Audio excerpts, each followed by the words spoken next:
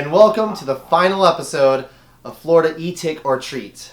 Presented by Attractions Magazine. That's right, the final episode. This has been such a blast. We've had a great time this month taking you guys to California to experience all the great things to see at Halloween time over at Not Scary Farm, Disneyland, Universal. We took you back here to Orlando to take you to Universal, SeaWorld, Busch Gardens, Disney World. I mean, there's so much. We just tapped the surface though. There's lots of local haunts that you can experience in your hometown as well as, of course, here in Orlando. You don't have to just go to those big theme parks to get scared.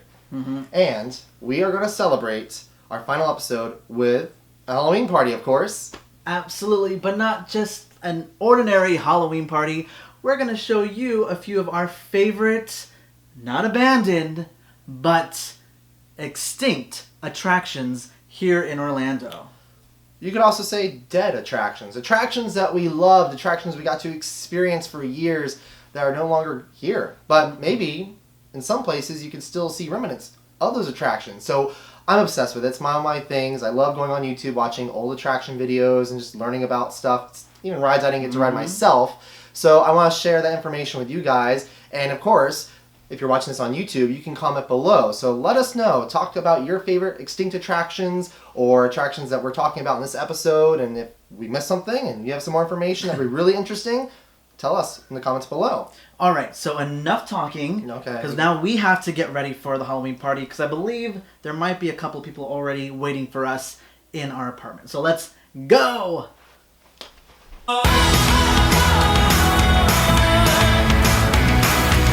Hey yo, what's that?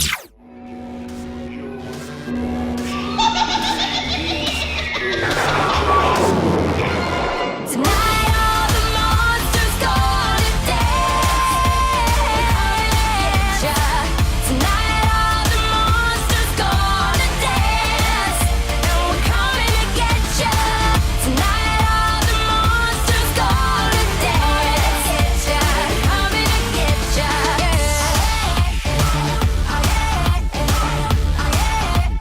Coming to get you.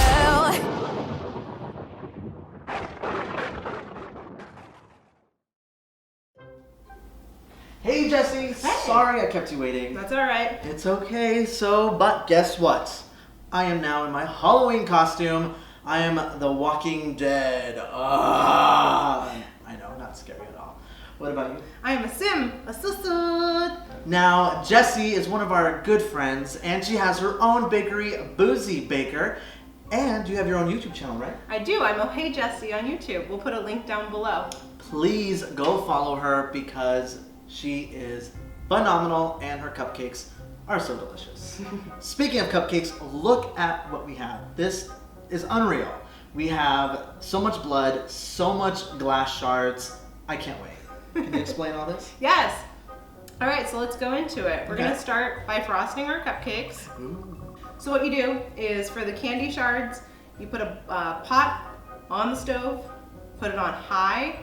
It's like a cup of corn syrup, a cup of sugar, and a cup of water.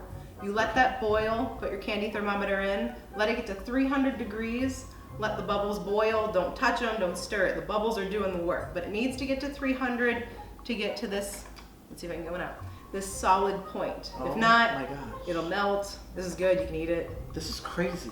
Look at this. You're biting into glass. Literally biting into glass. This is like when you go on the streets and you're like, hey, let me just eat this glass.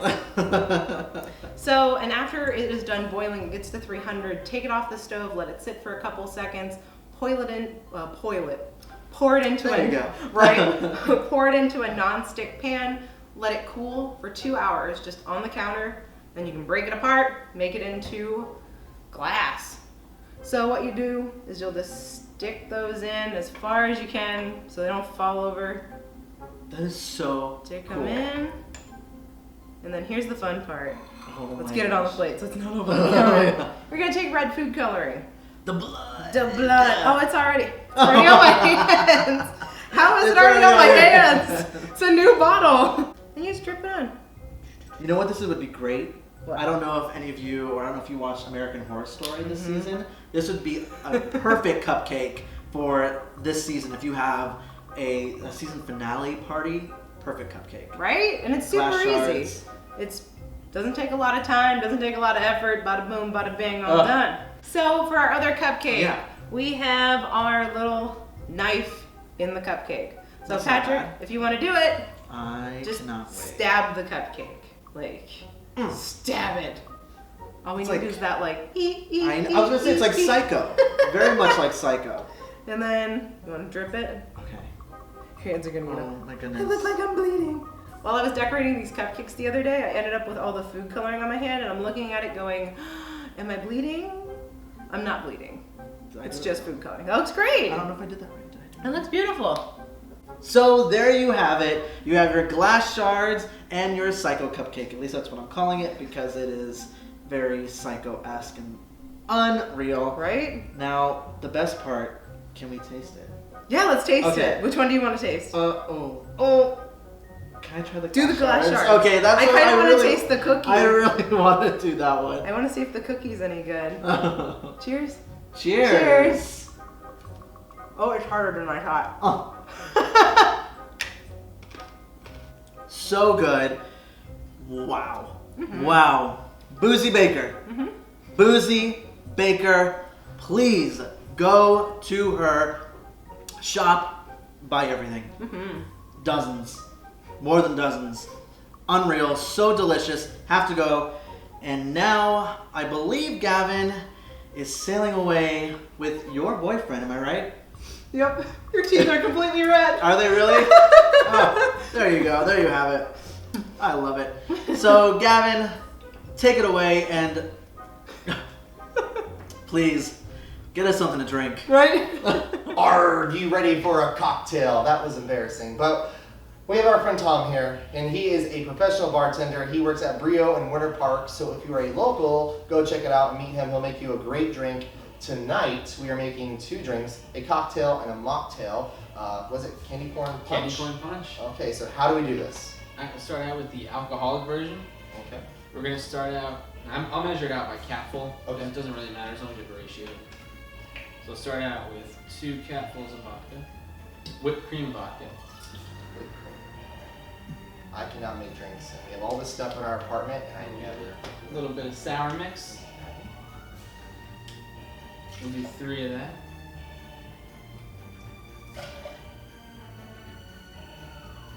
Got the bar and that. Take care of all the spillage. Exactly. And we'll do 2 of pineapple juice.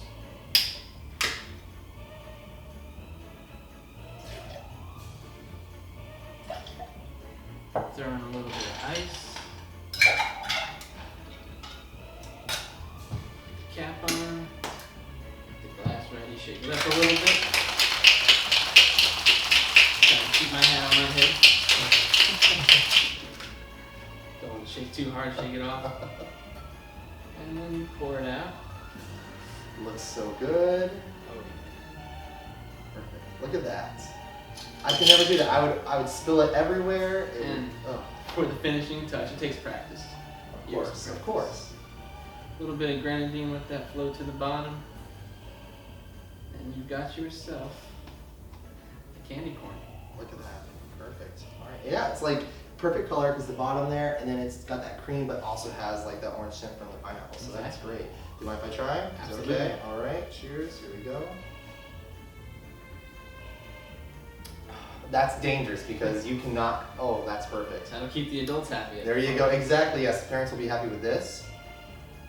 Oh wow, that's great. Okay, so Of course, the kids. the kids don't want to be left out. No, they have to be drinking what parents are drinking, so we'll make them a similar cocktail, one that doesn't have alcohol in it.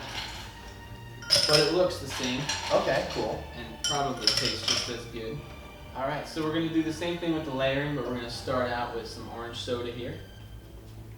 We're going to put that at the bottom of our candy corn. And the important thing with layering when it comes to drinks is pouring it slowly over ice. Okay. So we're going to take our next layer, which is this yellow Powerade. Pour that nice and slow so it layers. And it doesn't mix with the orange soda. Is it important to have a lot of ice as well? Yes. Okay, so a lot of ice Gives when, it levels when layering. to it, Okay. Exactly. Kind of acts as a filter. A little more ice in. And last but not least, the lemonade. That'll be the last layer of our candy corn. Put it nice and you have it. There we go. Yeah, Candy that corn layering is so punch. cool. That's neat how that, okay. That'll well, keep the kids happy. There we go, and me too. Oh, sorry, there you go. Let's try this. Okay. So the orange soda, and then it's gonna be the Lemon Powerade. Powerade. Okay. And some lemonade. And what flavor Powerade is this? I believe it's lemon lime. Lemon lime. Okay, so cool. That's refreshing. Yeah, and it's still Not bad. yeah. Kids will definitely be happy with Good for that. the kids. They won't feel left out. Exactly. That's important. This is great. Okay, so thank you so much, Tom. You're welcome. Again, My pleasure. Rio in Winter Park. Go see him if you're local. He'll make you some great drinks. And yeah, cheers. We're gonna keep drinking over here. All right, so we're all here. We have our cocktails, we have our cupcakes. Vicky's joined us, Joss has joined us. You guys have met him before, and you already met Jesse and Tom earlier. So thank you guys so much for doing these cocktails and cupcakes with us. Tonight we're just hanging out, relaxing, enjoying the Halloween season, and talking about our favorite extinct or dead attractions, some that we actually really miss and wish were still here. Do you guys have any favorites? Jimmy Neutron. Chicken Dance at the end of Jimmy Neutron was always so much fun. Good choice. Snow White Scary Adventure. Classic. I'm sad they got rid of that. That was a good one. That's still Disneyland. We just did that one at Disneyland. Yeah, though. we did. That was good. Oh, wait. Maelstrom. Oh. The Norway Pavilion. It's too soon. It's too soon. Too soon. Too soon. Can't talk about it. Can't talk about it. Frozen though is pretty good though. I like that. Right. That's good. Now speaking of Epcot, the Imagination Pavilion. So Yeah. the ride is still there, even though it's changed a lot recently, or throughout the years, I should say. Like the second floor though, that used to be a really fun interactive area. You go up there after the ride, and now it's the DVC member lounge. So you can't really even go up there unless you're a DVC member. So you gotta drop some some cash to get up there. But it used to be really cool. So I think $3. $3. Right, that's not all I can spare. Not enough, Joshy, not enough. Let's take a look at the Imagination Pavilion through the past few years. The Imagination Pavilion, an oldie but a goodie. It opened up with Epcot Center in 1982. It's still in the park today, but it has seen many changes since opening day, that's for sure. The second story of the pavilion housed an interactive area called ImageWorks, which you'd be able to access after getting off the ride. In 1999, a major refurbishment took place on the attraction, and the second level was closed. These days, you can explore ImageWorks What If Labs, which is on the first floor, but it's the second level that had a lot of different interactive elements that have not been seen in years. For example, there was the Rainbow Corridor, a large tunnel that featured colored lights that followed as guests went through, each guest getting a different color. 80s pop star Michael Jackson was one of the many people to walk down this hallway, and it was his favorite place to visit when he would come to Walt Disney World.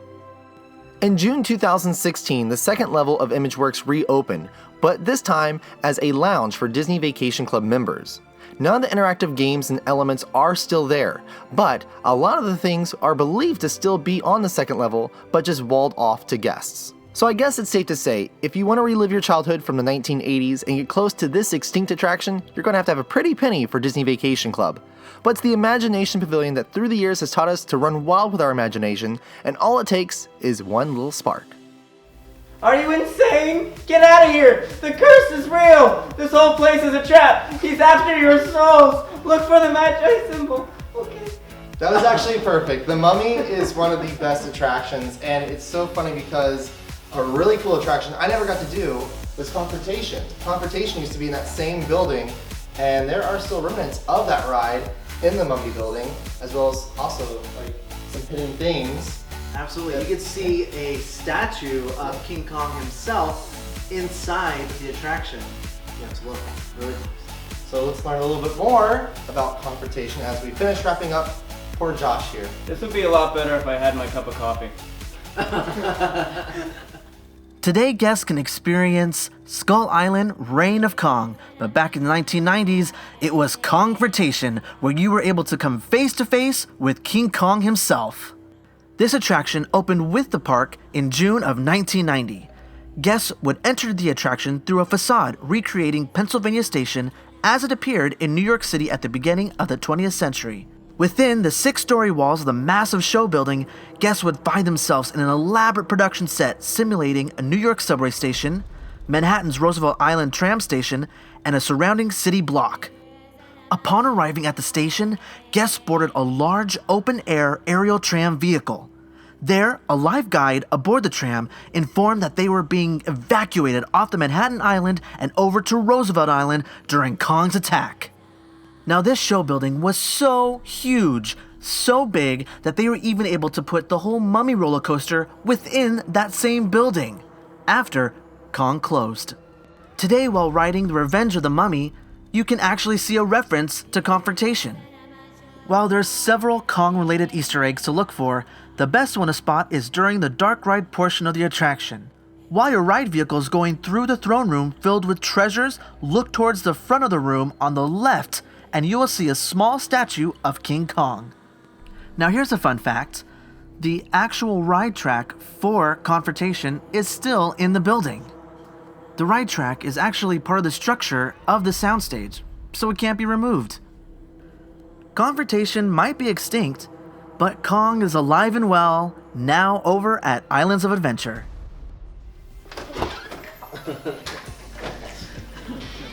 What a great lake view you guys have out there. Can you swim in it? Absolutely. I would not want to swim in that lake. But you know what? I wish I could have swam over at River Country over at Disney World. My mom actually has stories from there. I didn't get to go, but she took my cousin a lot. So I really wish I could have gone because it sounded like a lot of fun. I mean, I've seen all those videos and those pictures of how it's just like completely dilapidated and just gross. So why not show you more pictures of that? Let's see. River Country debuted at Walt Disney World in 1976. After its closure in 2002, many thought that River Country would be torn down. But fast forward to today, River Country stands next to Bay Lake, not far from the Magic Kingdom. The slides are still in place, the pools are full of murky, dirty water, and safety signs advising guests of what they should and shouldn't do are still there. But there's no guests around this abandoned water park. It's been abandoned for more than 13 years now. What made River Country so unique was that most of the water in the water park actually was coming directly from Bay Lake. So what made Disney decide to go ahead and close River Country? It had been open since the 1970s and was very popular, of course, during the summer. Disney has never released an official statement on their reasoning behind it, but there are lots of speculations to why it did have to close. Most sources point to the safety aspect of it. There was a lot of safety concerns with this natural body of water. It wasn't a water park that you'd expect today. It was not modern in the least bit. It didn't even have heated water. Most of the slides in the park were very rough compared to the ones that you'd find in water parks today. Also, the water levels were very deep in the pools, so there was lots of children that had issues and sometimes led to drowning. Most people say that the biggest reason that the water park had to close is because of contamination in the water supply itself. There were diseases from different animals that were living in the area and also used that same water, and also pollution from the boats that were using Bay Lake. And of course, all the boat traffic grew over the years as the resorts expanded around the Magic Kingdom. The park officially closed in September of 2001.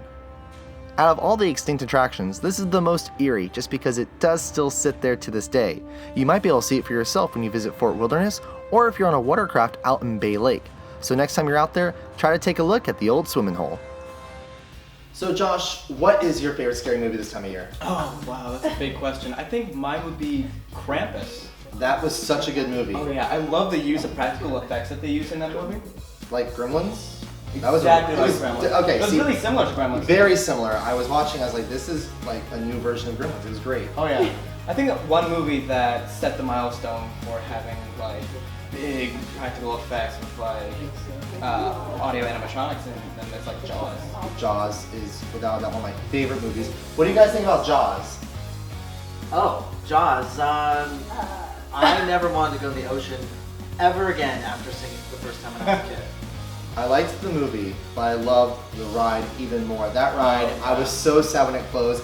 But if you go to Diagon Alley in the Wizarding World of Harry Potter now at Universal Orlando, they have all kinds of references to the Jaws attraction and the film throughout the land. So I guess we should learn a little bit more about that. We're gonna need a bigger wand.